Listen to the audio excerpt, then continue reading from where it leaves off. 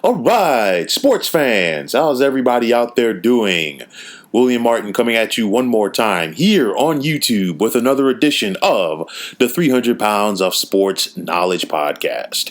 Now, yesterday the Brooklyn Nets made it official as they announced that Steve Nash would be their next head coach. Now, the move was a big surprise as the names of the likes of Greg Popovich and Mark Jackson were thrown around to potentially be the next head coach in Brooklyn. Now, why is it a surprise? Nash has no prior experience as a head coach in the NBA or even as an assistant.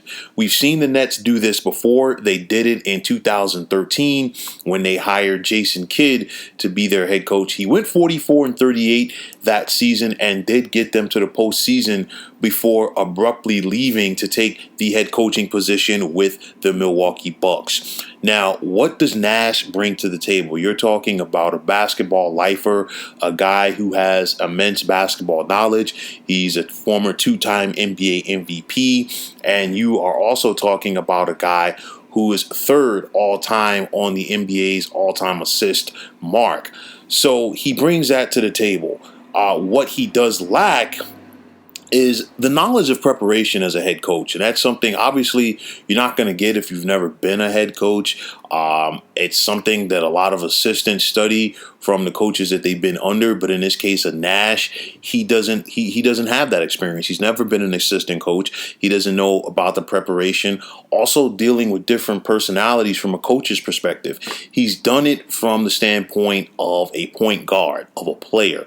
But as a player and a coach, it's two different dynamics. And now you're talking about a guy who does not have any prior head coaching or assistant coaching experience. And now he's coming to New York City to try to do things for a team that has very lofty expectations. Let's not forget, Kevin Durant and Kyrie Irving are on this roster. And we know that Durant did not play for this entire season. Kyrie Irving did play sparsely until injuries got the best of him, but the expectations with those two are very high heading into next season for the Nets. So I'm not very optimistic for this. I still do believe that the Nets have all of the pieces in play to make the postseason, and they should, but this team is going to be judged solely by what they do in the playoffs. And that's when the superstars make their money, so to speak. That's when they build their reputations.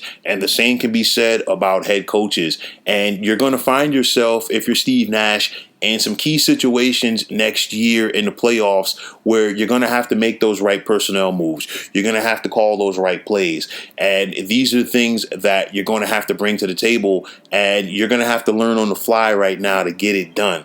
So I'm not sold on this move by the Nets. It's something that will definitely grab the back pages of the sports columns in New York City. I would have gone for experience if I was the Nets. I would have looked at potentially Mark Jackson. I would have looked at Tyronn Lue. I mean, if there was a compensation on the table to lure Greg Popovich away from the San Antonio Spurs, you do that. But if you're talking about you're going to have a guy like Kevin Durant, a guy like Kyrie Irving on your roster, and you are expecting to win a championship, you've got to go out there and do whatever it takes to get a championship head coach. This is something that the Nets did not do. Just like the Jason Kidd move, this is something that's going to come back and bite them in the rear end sooner rather than later. This is a franchise that they've been in it for a while. Even when they came to Brooklyn, they made moves that looked good on paper theoretically, but at the same time, they left you scratching the back of your head. We saw that when they brought in a washed-up Paul Pierce and Kevin Garnett. You fire Avery Johnson. You bring in Jason Kidd without any prior experience. You got the rebuild thing going on, and then you just push the fast-forward button on that to bring in Kyrie and Kevin Durant. And right now, call me a Debbie Downer. Say whatever you want about me, but I think in 2 years, the Brooklyn Nets are going to be right back at square one. They still are not going to have figured this out. I don't see the productivity for both Kevin Durant and Kyrie Irving in Brooklyn that a lot of people expect, and I don't see the hiring of Steve Nash doing that. Second round max. That's the cap for this team. I don't see them going further. I don't see them having the ability to take the next step with the big dogs in the NBA East, such as the Boston Celtics, Miami Heat, Toronto Raptors, and Milwaukee Bucks. So second round cap the most. You're going to have a lot of frustrated people around this team. And at the end of the day, the Nets definitely missed their shot in hiring Steve Nash. So, folks, that is going to wrap it up. And as always, I want to take this time out to thank you for tuning in to the 300 Pounds of Sports Knowledge podcast here on YouTube. If you have not already, please feel free to hit that subscribe button. Also, if you're on Facebook, you can check out the Sports Depot 365.